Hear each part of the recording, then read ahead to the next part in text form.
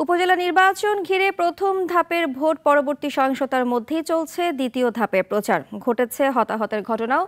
বিভিন্ন স্থান থেকে পাওয়া যাচ্ছে কার্যালয় ভাঙচুর ও কর্মী সমর্থকদের ওপর হামলার খবর। প্রতিনিধিদের পাঠানো তথ্যচিত্রে বিস্তারিত জানাচ্ছেন পিন্টু হাজং।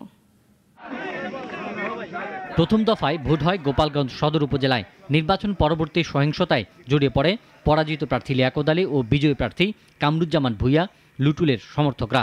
এলাকাটিতে থমথমে পরিস্থিতি বিরাজ করছে।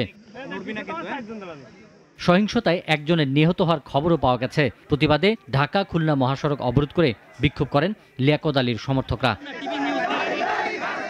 ঢাকার ধামরায়ে আনারস প্রতীকের চেয়ারম্যান প্রার্থী মোহাম্মদ আব্দুল লতিফের নির্বাচনী অফিস ভাঙচুর ও কর্মী সমর্থকদের উপর হামলা হয়েছে।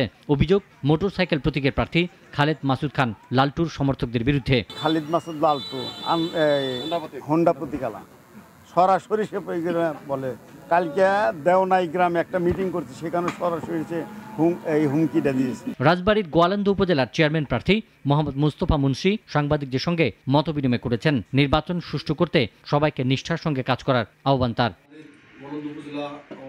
দ্বিতীয় ধাপে নির্বাচনে টাঙ্গাইলের কালিহাতী, ভূয়াপুর ও ঘাটাইল উপজেলায় চলছে জমজমাট প্রচার।